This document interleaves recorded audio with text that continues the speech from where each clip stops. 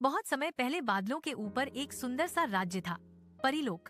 उस परीलोक की रानी थी चांद प्रभा और राजा थे सूर्यवीर। उसी राज्य में एक नन्ही सी बेहद प्यारी परी रहती थी जिसका नाम था सोनेरी। सोनेरी के बाल सूरज की किरणों की तरह चमकते थे। जब वह उड़ती थी तो उसके सुनहरे बाल हवा में ऐसे लहराते जैसे आसमान में सुनहरी रोशनी बिखर रही हो।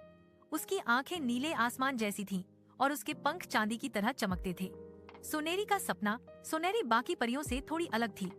जहाँ बाकी परियां दिन भर फूलों के बगीचे में खेलती, इंद्रधनुष पर झूलती और जादू सीखती, वहीं सोनेरी का सपना था धरती पर जाकर बच्चों की मदद करना। एक दिन उसने अपनी माँ रानी चांदप्रभा से कहा, माँ, क्या मैं धरती पर जा सकती हूँ? मैं वहाँ के बच्चों की मुस्कान देखना चाहती हूँ। रानी ने प्यार से मुस्कुराकर कहा, बेटी, धरती सुंदर है, लेकिन वहाँ कठिनाइयाँ भी हैं। अगर तुम्हारा दिल सच्चा है। अगली सुबह जब आसमान गुलाबी रंग से रंगा था, सोनेरी ने अपने सुनहरे पंख फैलाए और धरती की ओर उड़ चली। उसके बाल सूरज की रोशनी में चमक रहे थे। वह एक छोटे से गांव में पहुंची। वहां उसने देखा कि एक छोटी लड़की जिसका नाम रिया था, उदास बैठी थी। सोनेरी धीरे से उसके पास आई और बोली, तुम इतनी उदास क्यों हो? रिया ने आंसू पोंछते हुए कहा, मेरा स्कूल बैग खो गया है, उसमें मेरी किताबें और होमवर्क था। अब मैडम मुझे डांटेंगी। सोनेरी ने मुस्कुराकर अपना जादुई छड़ी घुमाई।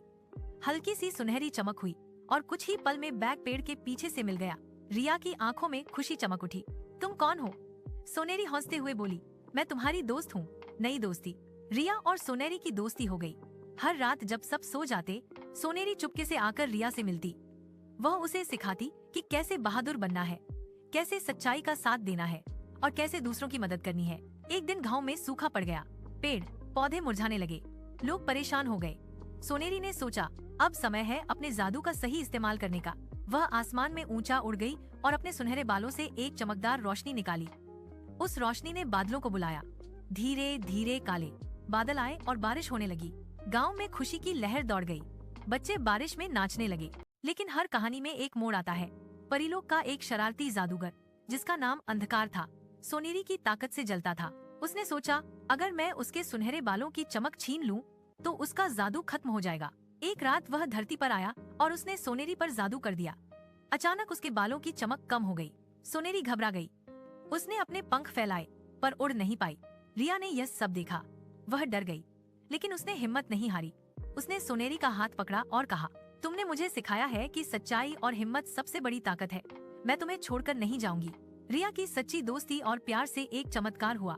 सोनेरी के बाल फिर से चमकने लगे, पहले से भी ज्यादा।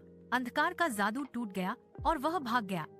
खुशियों का संदेश सोनेरी समझ गई कि असली जादू उसके बालों में नहीं, बल्कि उसके दिल में है। कुछ दिनों बाद उसे परीलोक वापस लौटना पड़ा। विदा लेते समय रिया रोने लगी। सोनेरी ने कहा, जब भी तुम अच्छा काम करोगी, मैं तुम्हारे पास रहूंगी। मेरा जादू तुम्हारे दिल में है। रिया मुस्कुरा दी। सोनेरी आसमान में उड़ गई। उसके सुनहरे बाल सूरज की किरणों की तरह चमक रहे थे। परीलोक में लौटकर उसने सबको बताया कि धरती पर सबसे बड़ा जादू क्या है, प्यार और सच्चाई। और तब से जब भी सुबह सूरज की पहली किरण धरती पर पड़ती है, लोग कहते हैं कि वह सोनेरी के सुनहरे बालों की चमक है, जो हमें याद दिलाती है, सच्चा दिल ही सबसे बड़ा जादू है।